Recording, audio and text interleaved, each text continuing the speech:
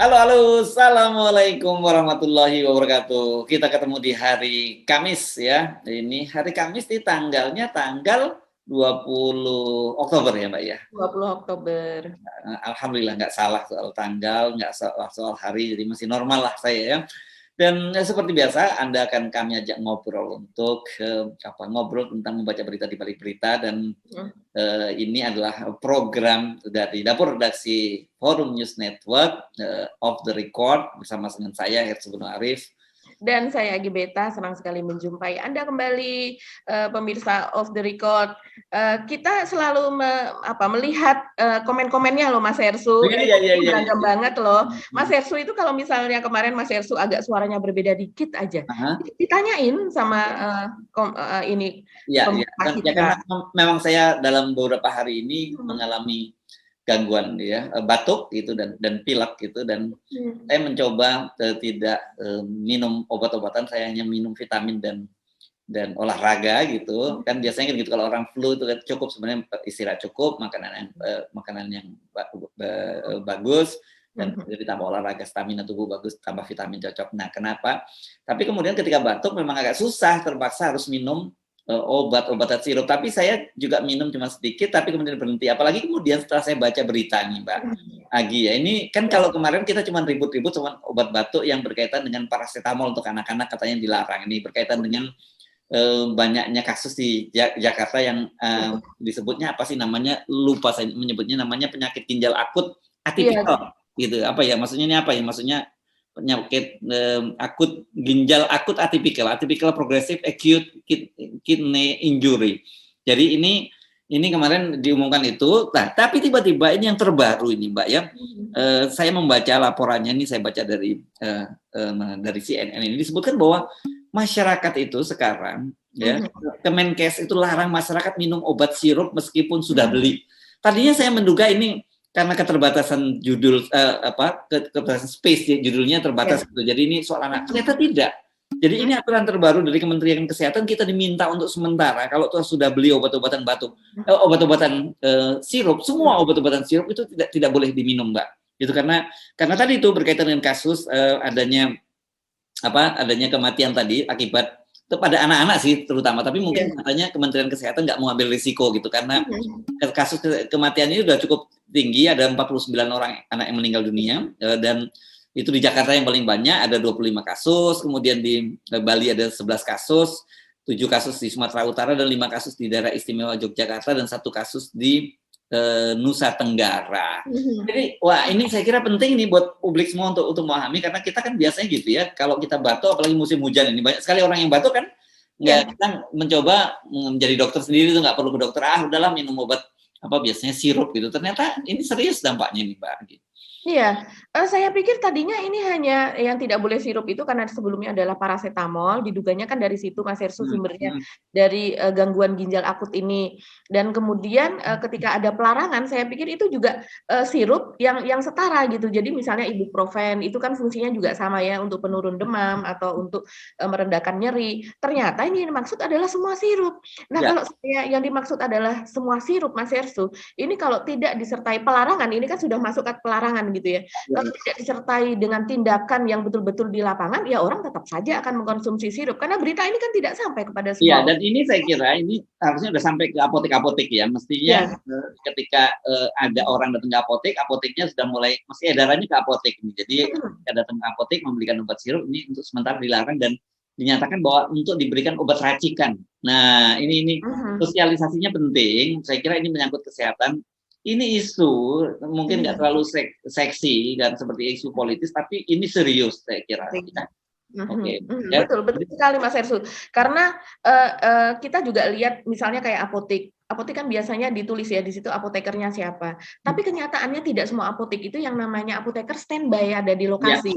Dan obat racikan biasanya itu yang bisa menakar, menghitung bahkan dengan kalkulator berat badannya berapa dan sebagainya. Dan itu kan terus kemudian mereka setarakan dengan komposisi dari racikan tersebut gitu. Nah, kalau apotekernya tidak ada di tempat, kan banyak apotek tapi apotekernya tidak ada di tempat, dia hanya menjadi penanggung jawab saja. Ini kemudian siapa yang melakukan itu begitu? Ini sepertinya perlu ada penelaahan lebih lanjut ya Mas Hersu. Walaupun kita tidak tahu apa sih sebenarnya di balik ini, apa bahayanya dari sirup tersebut, semua sirup soalnya ya. Dan terutama kalau sirup itu di musim hujan kayak gini, itu sangkut pautnya dengan batuk Mas Hersu. Semua orang kalau batuk jarang sekali yang meminum tablet. Mereka umumnya meminum sirup. Ya. Oke, jadi saya kira coba Anda viewer kita terutama gitu ya, mulai googling lagi untuk dapat data yang lebih detail soal ini.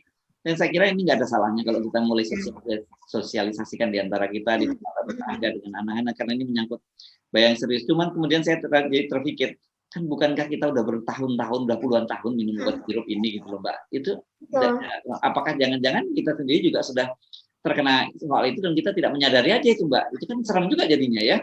Iya betul. Kalau anak-anak mungkin gejala pada anak itu memang lebih terlihat begitu ya. Biasanya kalau orang dewasa kan tidak terlalu mengeluh atau apa dan sebagainya begitu. Tapi kalau anak-anak kan biasanya kita memang langsung dapat melihat dia lemah dari cara bermainnya dan sebagainya. Ya kita menunggu pengumuman lebih lanjut lah ini dari Kementerian Kesehatan. Oke. Baik, kita akan bicara soal beberapa topik yang saya kira cukup menarik dan ini soal politik. Tapi mungkin juga kita perlu update ya, kemarin di Jakarta Islamic Center itu yang kubahnya terbakar, dan saya kira bagian besar dari Anda juga sudah menontonnya itu. Mudah-mudahan saja itu bisa segera diperbaiki. Tapi memang kerusakannya cukup berat, tapi hanya di lingkungan masjidnya ya, terutama kubah dan lantai satunya kalau nggak salah yang ketimpa kubah itu ya. Ini Jakarta Islamic Center ini kan memang sangat monumental. Kalau ini baru disebut legacy. Ini legasinya Bang Yos, karena kawasan itu dulu kan namanya kawasan Kramat Tunggak, Mbak, dulu lokalisasi terbesar di Asia Tenggara. Bukan di Indonesia, terbesar di Asia Tenggara. Dan pada waktu itu harus diakui pemindahan dan penutupan lokalisasinya itu sukses benar. Gitu kan kita tahu ya. Di beberapa kota upaya untuk menutup lokalisasi itu nggak mudah, tapi di Jakarta Utara itu polisi nggak perlu Mbak, menurunkan tentara lah pada waktu itu gitu. Ini mudah-mudahan saja ini bisa segera diperbaiki kembali ya, di Jakarta Islamic Center itu, karena saya banyak kemudian orang membaca mengkait-kaitkan ini apakah ini orang Indonesia seperti tanda-tanda alam gitu kan. Karena ini baru punya gubernur baru yang PLT baru ditinggalkan Pak Anies Baswedan. Orang Indonesia masih selalu ada mengkait-kaitkan soal itu gitu, Mbak. Kalau ini saya baca komentar-komentar di komentar pembaca dan menyukai ini jangan-jangan ini pengalian isu ini dari soal Kanjuruhan. Nah, itu kan kasus Kanjuruhan kan juga masih terus menarik ini Mbak ya. Kemarin Pak Iwan Bule harusnya diperiksa oleh Polda tapi batal, nggak taunya malam harinya dia malah main sama FIFA gitu. Sementara orang lain lagi nuntut agar Iwan Bule ini mundur, dia berasik masuk dengan ketua umum dengan presiden FIFA gitu. Sementara pemerintah nggak bisa maksa ketua umum PSSI itu mengundurkan diri karena itu bisa dianggap campur tangan urusan PSSI dan bisa kena hukuman dari FIFA kita. Iya betul Mas Hersu. Jadi kalau yang soal kubah di Islamic Center masjid itu memang ikonik banget ya Mas Hersu, dan itu indah banget. Kalau kita pernah ke sana, begitu saya lihat juga seringkali media meliput ke sana. Jadi pemirsa bisa mencari itu betapa kubahnya indahnya, selain dari megah dari luar itu juga dari dalam itu ya ornamennya, dan itu bagus sekali gitu. Nah, sejauh ini sih kita tidak melihat itu adanya sabotase dan sebagainya Mas Hersu ya. Semata karena memang ada renovasi di situ, ada pekerja yang kemudian karena dia memakai mungkin semacam las atau apa untuk menempelkan sesuatu, kemudian itu merembet kepada yang lain. Kita berharap itu hanya semacam kecelakaan lah ya, kecelakaan yang ada faktor human ada di situ begitu.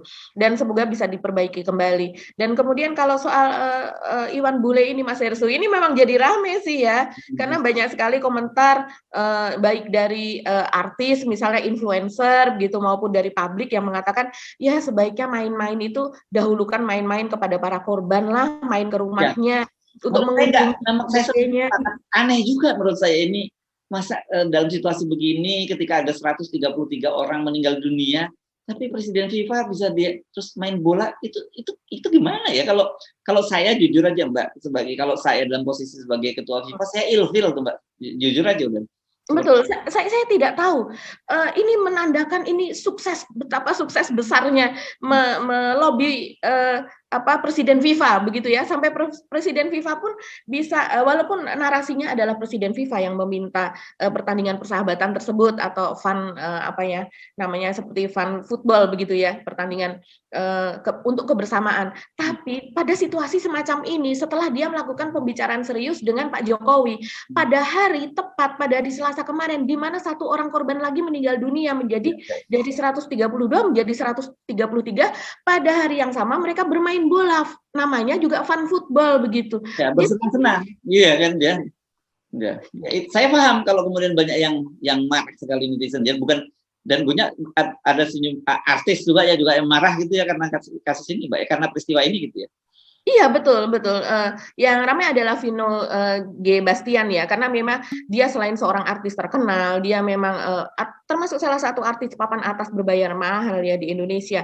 Dan kemudian dia juga hobi main futsal begitu ya bersama teman-temannya. Jadi ya otomatis kalau seandainya ada yang seperti ini, walaupun bukan pemain futsal lah, bukan hobinya pun juga kalau melihat hal ini bukan soal olahraga saja, tapi soal kemanusiaan kan Mas Hersu. Ya, soal bagaimana rasa hati menanggapi hal seperti ini begitu. Ya, nggak habis pikir saya. Jujur saya nggak habis pikir kok tiba-tiba kemudian Presiden FIFA minta bertanding bola gitu dan fun football gitu. Ini benar-benar nggak peka ya. Jadi kita jadi menurut saya jadi susah kita berharap dengan figur-figur yang nggak peka semacam ini. Iya, dan pemeriksaan di Jawa Timur sendiri di Polda Jatim itu tetap berlangsung ya. Iwan Bule, Pak Muhammad Iriawan ini minta supaya ditangguhkan begitu sesudah hari Kamis katanya, mungkin sesudah dia menjamu Presiden FIFA ini begitu.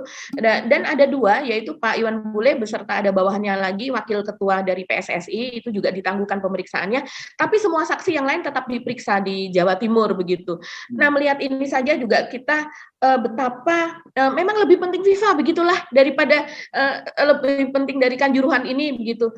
Semestinya memang ini walaupun jadwalnya itu saling berbentrokan, mestinya Presiden FIFA juga tahu Mas Hersu bahwa dia di sini pun juga tidak perlu didampingi dengan Pak Iwan Bule langsung, masih ada yang bisa mendampingi kok yang lain begitu ya. Walaupun dia mungkin secara organisasi itu berhubungannya adalah apalagi organisasi independen berhubungannya adalah dengan PSSI kalau di sini sebagai ini federasi begitu ya. Tapi masih ada Menpora, masih ada yang lain. Bahkan sebelumnya juga dia bertemunya dengan Pak Erick Thohir kok yang menjamu bukan Pak Iwan Bule begitu. Artinya dia adalah berteman baik juga dengan Pak Erick Thohir begitu. Dan masih ada pengurus PSSI yang lain. Dan kalau kita tahu sebagai seorang pejabat, yang namanya diperiksa hanya berapa jam Mas Hersu? Pesawat itu menanti, begitu. Kalau kita ingat ya, kalau soal pesawat ini ya, misalnya Pak Iwan Bule misalnya diperiksa hanya berapa jam, kemudian dia kembali ke Jakarta untuk kemudian menemui, untuk kemudian melayani, begitu ya, selama Presiden FIFA itu ada di Indonesia masih bisa gitu. Dan jadwal saya rasa Polda Jatim juga akan tahu, misalnya dia didahulukan di pagi hari begitu. Nah, ini kita ingat lagi, kalau soal jadwal ini betapa memang Indonesia ini kan bisa yang namanya pesawat itu kalau sudah dia pejabat, apalagi dia dari institusi kepolisian, kita ingat kembali kepada soal ini adalah Pak Hendra Kurniawan yang membayar katanya 300 juta. Ya mungkin karena yang punya mungkin masih lingkarannya dia, katanya dia membayar sendiri 300 juta, tapi sampai sekarang belum diganti oleh Pak Ferdi Sambo begitu kan ya, karena itu adalah inisiatif dia sendiri begitu. Betapa seorang brigjen saja itu memiliki cash money 300 juta untuk membayar, walaupun itu katanya adalah hasil dari pemancingan, dari olahraga mancing apalah begitu ya, perlombaan atau apa yang kemudian di situ dia ada keuntungan gitu. Saya tidak tahu itu apakah olahraga mancing bisa sampai seperti itu begitu. Kalau bisa mengeluarkan 300 juta artinya dia punya uang lebih yang jauh lebih banyak lagi begitu. Terus kemudian yang satu lagi Mas Hersu, pernyataan dari Pak Kamarudin Simanjuntak yang menyatakan bahwa sebetulnya ini ironi ya apa yang dilakukan oleh Ferdi Sambo pada bulan Juli, karena 2 bulan sebelumnya yaitu bulan Mei, Ferdi Sambo ini baru saja membawa keluarganya ke Bali. Itu memakai jet pribadi begitu, entah dia sewa dari mana. Dia memakai jet pribadi, dia membawa istrinya, semua anaknya, semua ajudannya yang banyak itu, yang ada 8 orang, bahkan sampai ke pembantu rumah tangga dan anjingnya. Begitu. Sehingga dia membawa jet pribadi itu ke Bali berlibur begitu, dan kemudian dilakukan pada bulan Mei. Jadi artinya ini keluarga yang memang full sultan begitu ya, dan Ya. kemudian mempunyai tidak hanya ini kekuasaan yang sangat tinggi begitu, power yang sangat besar begitu, juga kemampuan yang sangat besar. Kemudian pada bulan Juli terjadilah hal yang juga tidak kalah besarnya dari itu.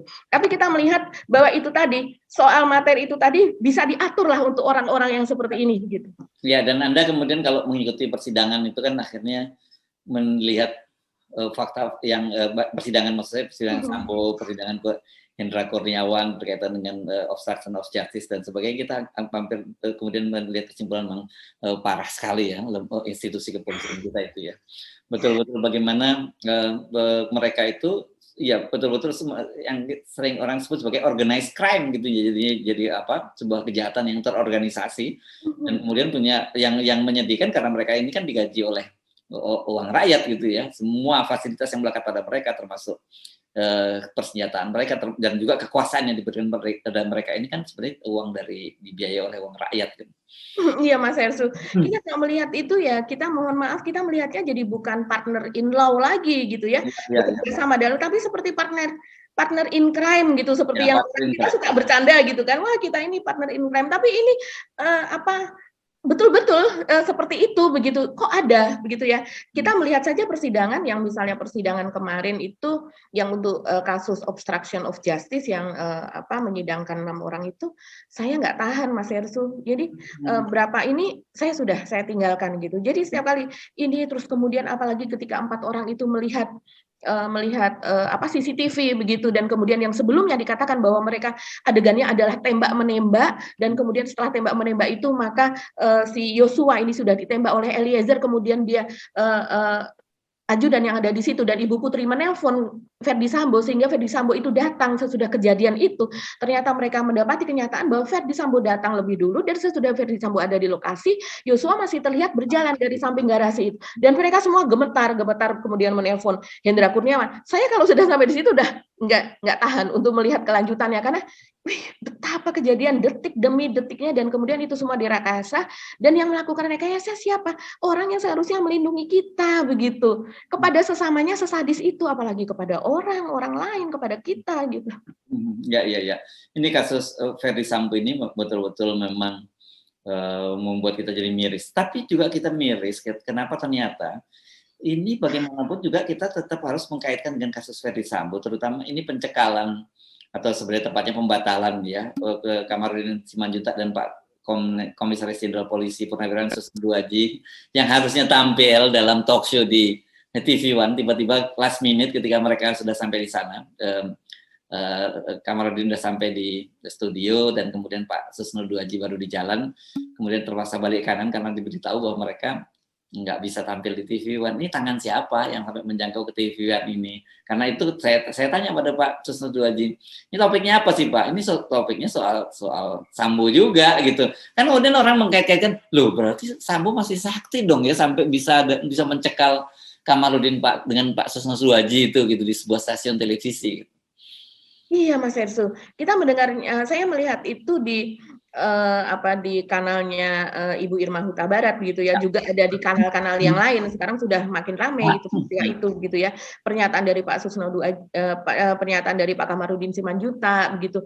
Dan kemudian ya kita prihatin banget. Kalau saya kemarin melihatnya, kenapa yang selalu tampil itu adalah Martin Simanjuntak dan juga yang lain gitu. Oh ini baik hati sekali. Saya melihatnya seperti itu. Ini baik hati sekali Pak Kamarudin, karena sebagai seorang senior dia memberikan kesempatan kepada bawahannya, kepada rekan-rekannya yang lebih junior untuk tampil, untuk terbiasa menghadapi media. Mereka bagaimana mereka merekonstruksikan kata-kata, bagaimana mereka tampil, bagaimana mereka menghela kesabaran ketika dipancing dengan sangat panas, bagaimana mereka tetap tidak terpancing kemarahannya. Saya melihatnya seperti itu gitu. Jadi bagus sekali. Pak Kamarudin ini kan juga tidak bisa terpancing kemarahannya kan orangnya modelnya. Walau dipancing seperti apapun kata-katanya tetap slow, tertata begitu ya. Dia menjelaskan secara detail begitu. Ternyata di balik itu ternyata beberapa kali dia memang sudah dicekal begitu. Dan ini aduh, untuk hal semacam ini memang saya melihat terakhir itu wawancara dengan Pak Susno Duaji beberapa hari yang lalu ya, itu soal Teddy Minahasa, Pak Susno Duaji kalau saya tidak salah dengar ya, mohon maaf kalau salah, saya mendengarkan bahwa ya mungkin ketika ditanyakan soal kekayaan Pak Teddy Minahasa, Pak Surnaduaji menyatakan bahwa ya walaupun sekaya itu pun tapi dia setidaknya dia jujur gitu kan, dia melaporkan. Ya barangkali dia punya bisnis lain seperti bisnis tambang misalnya gitu. Tapi misalnya ya kata Pak Surnaduaji begitu.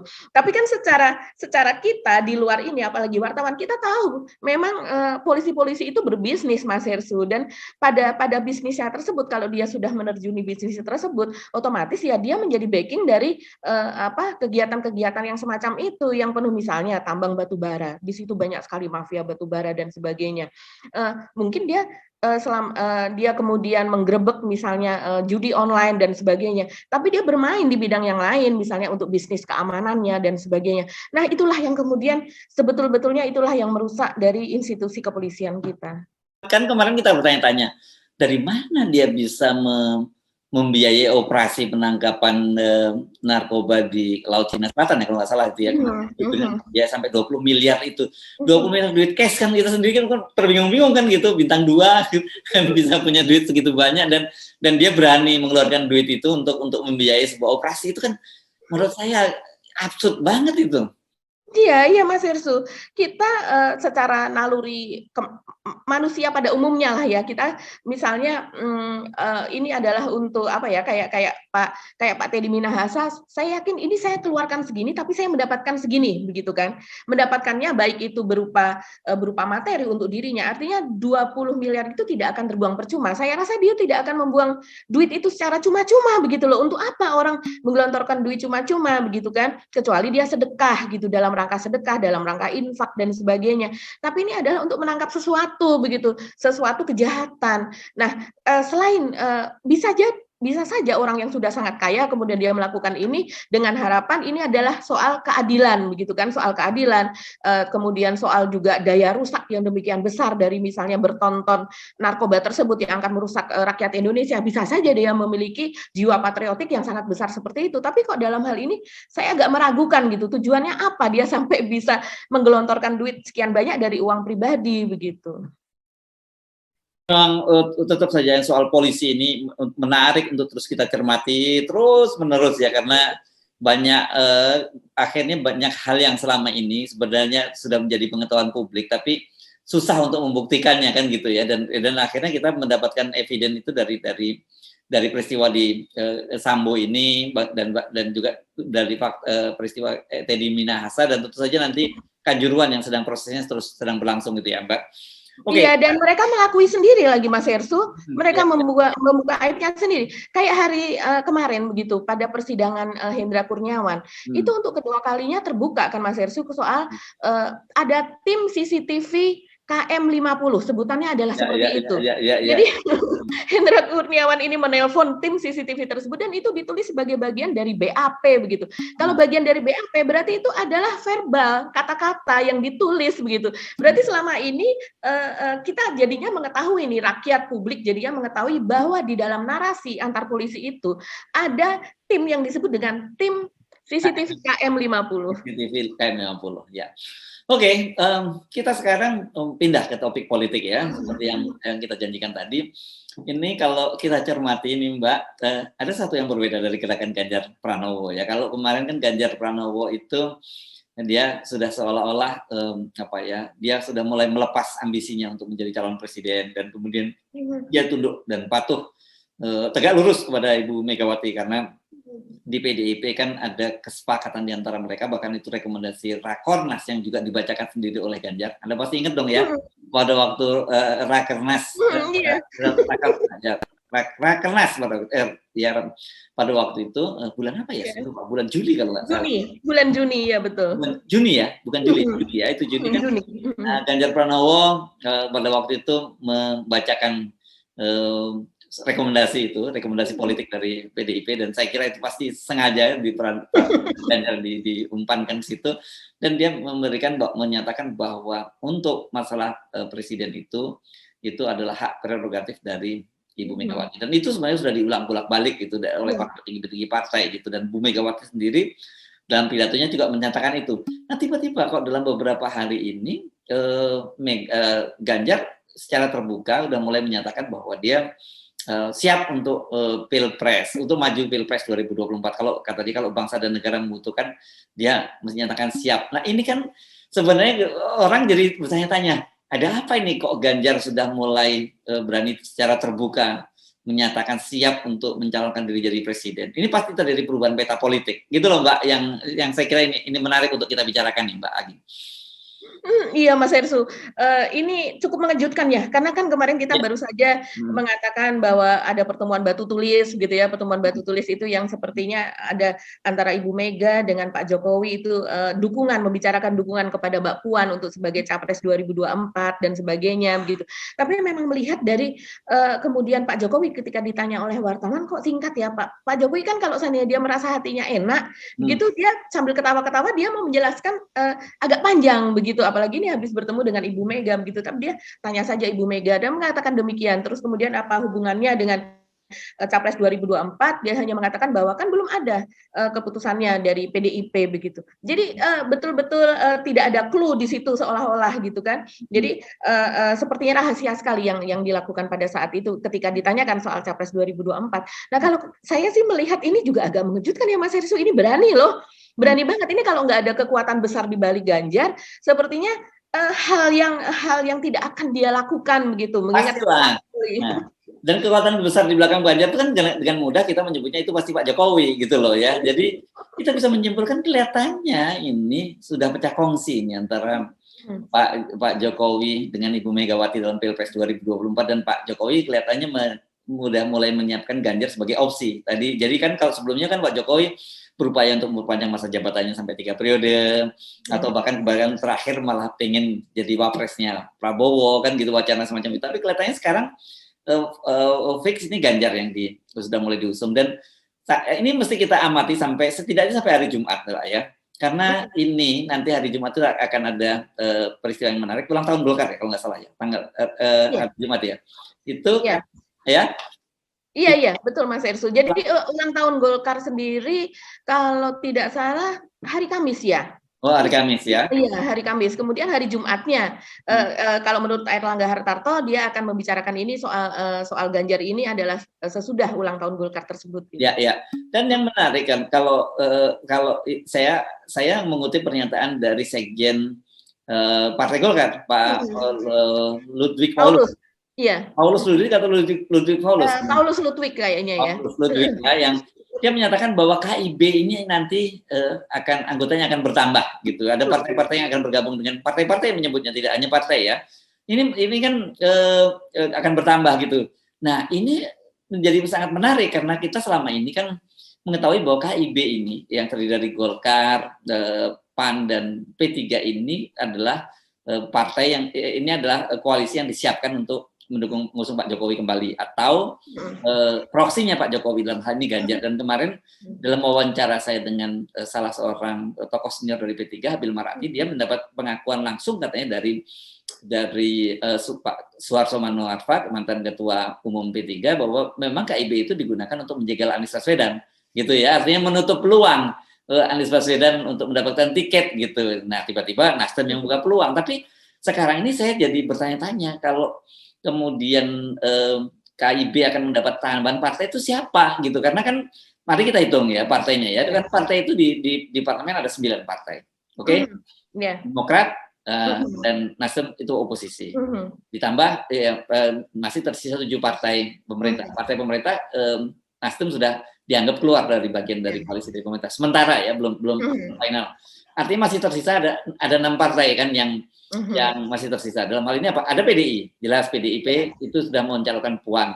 Kemudian ada blok KIB yang kita sebut tadi, ada Golkar, PAN dan P3, dan satu blok lagi adalah Gerindra dan Caimin yang selama ini menyatakan akan mendukung pasangan Prabowo dengan Caimin. Tapi saya masih meragukan soal Caimin ini. Saya percaya begitu di call balik itu dengan kardus durian itu Caimin pasti akan langsung balik kanan gitulah ke situ kan itu. Tapi ini pun tetap bagian dari situ yang kita anggap ini bagian dari istana lah. Kalau Pak Prabowo kan beda dengan Nasdem ya Mbak ya. Kalau Pak Prabowo kan selalu menyatakan bahwa dia hanya akan maju Pilpres kalau itu seizin dari Pak Jokowi. Jadi kalau kemarin dia menyatakan menerima pencalonan sebagai capres di Rakernas Gerindra, Gerindra. betul. Ya saya kira itu pasti seizin Pak Jokowi, dan dia juga menyatakan akan meneruskan pembangunan Pak Jokowi gitu. Bukan hanya meneruskan pembangunan, kabinetnya pun dia pengen seperti kabinetnya Pak Jokowi. Jadi siapa kira-kira partai yang akan berbalik ini?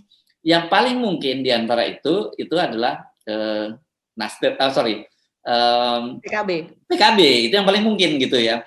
Tetapi akan menjadi seru kalau itu ternyata kemudian Nasdem, karena dalam situasi sekarang ini kan jadi rame kan Nasdem ini, karena kan saya sendiri juga menjadi terkejut kenapa Nasdem kemudian menjadi baper ketika Hasto mendesak untuk dia dikeluarkan dari kabinet, karena sebenarnya dengan pilihan dengan mencalonkan Anies Baswedan yang kemudian disebut sebagai antitesa Jokowi, wajar gitu loh. Ini menurut saya akan jadi sangat menarik, Pak. Iya, Mas Hersud. Kayaknya percaturan ke depan itu akan menjadi akan menjadi makin jelas gitu, akan menjadi makin jelas dengan pernyataan Ganjar ini. Dan kita juga kalau soal KIB menjadi skoci itu kan sudah kita tahu dari dulu ya, Mas Hersud, ya, bahwa ini selain itu adalah untuk mengusung kembali Pak Jokowi, begitu kan? Dan ternyata itu berkali-kali dari yang 3 periode sebelumnya juga perpanjangan itu kan sudah bisa dianggap itu gagal, walaupun tetap ada gerakan-gerakan ke situ. Tapi kemudian kita melihat juga bahwa sebelum Nasdem itu mengusung Anies, kan ada pernyataan juga dari Nasdem kalau seandainya dari politikus Nasdem, dia mengatakan bahwa kalau seandainya Ganjar ini tidak berani meninggalkan PDIP, maka kemungkinan untuk yang diusung ya sudah tinggal Anies saja begitu. Jadi makanya mereka kemudian mengusung Anies. Dan dalam hal ini berarti sekarang kalau seandainya Ganjar melihat ini, dia juga melihat kalau seandainya dia terlalu lama jedanya dari saat Anies diusung dan kemudian lama apalagi dia kan menjadi gubernur sampai tahun depan begitu ya. Dan dia kalau seandainya dia tidak jelas gitu kayak layangan putus, ini keburu Anies kan keliling Indonesia ini melakukan konsolidasi, sementara sebetulnya Pak Ganjar sendiri juga sudah melakukan itu lewat para relawannya yang sangat masif sebetulnya. Tapi dengan seperti itu, dengan lebih dahulu ini akan menimbulkan kesulitan. Kalau saya sih melihatnya seperti itu, Mas Hersu. Memang dia harus bergerak cepat itu menyusul, sekarang sudah ada gitu. Ya kalau memang dia serius untuk nyapres ya memang waktunya sekarang, dia harus berani menyatakan bahwa dia keluar dari PDIP, bukan menyatakan berani keluar, dia menyatakan bahwa dia akan menyapres, dan itu otomatis dia akan mendapat sanksi dari PDIP. Tinggal bagaimana sanksinya seperti apa, itu kan yang saya kira resiko yang harus dipilih oleh Ganjar. Dan pilihannya menurut saya kalau dia terus juga bertahan di PDIP kan itu, saya sepakat dengan Anda, nanti dia juga kalau toh tiba-tiba PDIP menginginkan dia mencapreskan dia, suara dia udah terlambat gitu startnya gitu. Jadi sekarang dia harus bergerak gitu. Jadi pilihannya itu pilihan dari sisi Ganjar Pranowo. Tetapi tentu saja sekali lagi bahwa Ganjar Pranowo nggak mungkin berani bergerak sendirian tanpa ada backup di belakangnya. Gitu ya. Apa ini istilahnya? Kakak asuh atau kakak meminal kalau yang ini? Jadi ini adalah kakak asuh ya. Kalau dari Pak Jokowi kan memang kakak asuh begitu. Terus kemudian ini kakak-kakaknya yang lain lah ini dari partai-partai. Dan kalau kita lihat rentetannya begitu ya, urutannya begitu. Sesudah pertemuan antara Pak Jokowi dengan Ibu Mega di Batu Tulis gitu. Setiap kali ada pertemuan di Batu Tulis itu kan memang kemudian ada sesuatu begitu ya, sesuatu hal politik begitu. Kalau tidak mereka pertemuan di tempat yang lain gitu. Nah, terus kemudian kita melihat bahwa ada gerakan dari PAN dan juga dari P3 yang selama beberapa hari terakhir ini kan kemudian ada yang dari daerah yaitu dari DPW, dari mana itu gerakan masif untuk memunculkan nama Ganjar dukungan gitu. Dari situ kita sudah melihat, ini kayaknya akan menuju ke situ, KIB ini kayaknya akan memunculkan. Dan tinggal cawapresnya saya kira, dan disitulah Pak Erlangga Hartarto itu mengincar posisi itu. Dan kemarin beberapa sepekan yang lalu kalau nggak salah sudah mulai muncul lembaga survei yang menjual nama itu ya, katanya kalau Ganjar Pranowo berpasangan dengan Erlangga Hartarto itu pasti dia mengalahkan pasangan Anies Baswedan berpasangan dengan siapa gitu, Prabowo dengan siapa lupa saya. Tapi yang jelas pokoknya ini kelihatan ini survei pesanan. Ini kalau ini udah hampir pasti gitu ya, survei pesanan dari Golkar untuk memunculkan nama Erlangga Hartarto dipasangkan dengan Ganjar Pranowo. Jadi Saya kira mungkin dalam beberapa hari ke depan kita akan melihat sebuah peta baru dalam Pilpres 2024 nanti. Cuman tetap saja yang kita ingatkan pada para pendukung Anies Baswedan ini jangan terlampau berharap banyak dulu, karena sampai sekarang situasinya ini masih uncertainty. Saya kalau lihat sikapnya Nasdem yang kok kenapa jadi baper gitu ketika Zulfan Lindan menyatakan bahwa itu antitesa dari Pak Jokowi, terus kemudian soal di reshuffle dari kabinet, kenapa jadi persoalan ya? Sebenarnya itu saya sebut sebagai risiko yang memang harus diterima oleh Nasdem gitu. Harusnya sejak awal sudah dihitung. Nah, kenapa kok tiba-tiba mereka jadi bersikap seperti itu? Itu saja yang menurut saya indikator-indikator yang menurut saya mesti dicermati gitu. Iya, ini akan menjadi seru ya Mas Hersu. Ini adalah sosok walaupun sama-sama dua-duanya adalah dari UGM begitu kan. Ini adalah sama dengan Pak Jokowi juga yang sama-sama dari UGM begitu kan ya. Dan tapi dia dengan wajah yang berbeda gitu. Yes. Ya seperti dikatakan oleh CSIS, wajahnya Ganjar selama ini adalah wajah yang iklannya adalah iklan kerakyatan. Sama persis seperti Pak Jokowi dulu, walaupun dia tidak memakai foto-foto tambal ban misalnya dengan tukang bakso atau apa, mungkin juga belum ya, karena sepertinya tim pencitraannya ini sepertinya sama, senada gitu hasilnya. Tapi kan memang belum masuk ke Pilpres, jadi kita belum tahu foto-foto yang dihasilkan akan seperti apa. Tapi kalau menurut CSIS itu adalah kalau wajah seperti Ganjar ini kan seperti kalau di CSIS sendiri ketika face to face begitu ya, one on one antara Anies dengan Ganjar itu yang sejauh ini yang masih menang adalah Anies gitu. Sementara kalau dari segi keterpilihan dari milenial gitu, sifat gitu yang dilihat dari sosok capres yaitu lebih disukai yang anti korupsi daripada yang wajahnya adalah kerakyatan itu tadi begitu. Kalau kita melihat dua orang ini, Anies lebih mewakili yang itu tadi, karena Pak Ganjar ini memang sudah selama ini kita banyak sekali meme atau berita yang dari dulu begitu ya soal IKTP seperti itu kan masih membekas, masih belum selesai sepertinya begitu. Dan kemudian kalau si Anies ini itu adalah wajahnya yang lain gitu, soal berwajah anti korupsi begitu kan. Ya, walaupun coba di stigma dengan tapi kelihatannya nggak dapat gitu, justru malah berbalik. Kayaknya nggak dapat. Dan stigma selain stigma itu di Anies ini orang melihatnya kalau dari orang yang mengamati betul itu malah justru soal kehati-hatiannya. Mungkin karena dia takut untuk ini. Jadi soal anggaran itu dia terlalu berhati-hati. Orang melihatnya jadi seperti itu begitu. Jadi dua sosok yang berbeda, menarik sekali. Yes. Jadi saya kira mari kita amati terus ya, karena dalam beberapa hari ke depan gitu, kalau dugaan kita benar itu kita akan semakin jelas untuk mendapatkan peta pertarungan politik pada tahun 2024. Tetapi clue-nya kalau sampai hari ini kelihatannya mulai pisah jalan antara Pak Jokowi dengan Ibu Megawati ya. Indikatornya apa? Indikatornya kenapa Ganjar gitu tiba-tiba sudah mulai menyatakan siap menjadi calon presiden, dan kemudian Hasto sudah menyatakan bahwa ini akan ada konsekuensi karena melanggar aturan partai. Kan gitu ya Mbak ya. Wah, kalau ini udah mulai berpisah jalan berarti ada keuntungannya juga buat Nasdem, Mas Hersu. Nasdem yang berpisah jalan kan disuruh keluar nih tapi belum tentu juga seperti itu. Karena sementara ini berpisah jalan juga ini. Nah, nanti makanya kita lihat yang pada hari Jumat nanti ketika ulang tahun Golkar itu siapa partai-partai yang akan bergabung di dalam KIP. Oke, so stay tune. Nah, jangan kemana-mana karena ini akan makin seru gitu ya. Kita mesti pamit ya, Mbak Agi ya. Oke. Terima kasih atas kebersamaan Anda. Terima kasih juga atas perhatian Anda, tetap hal-hal yang detail-detail yang kecil-kecil.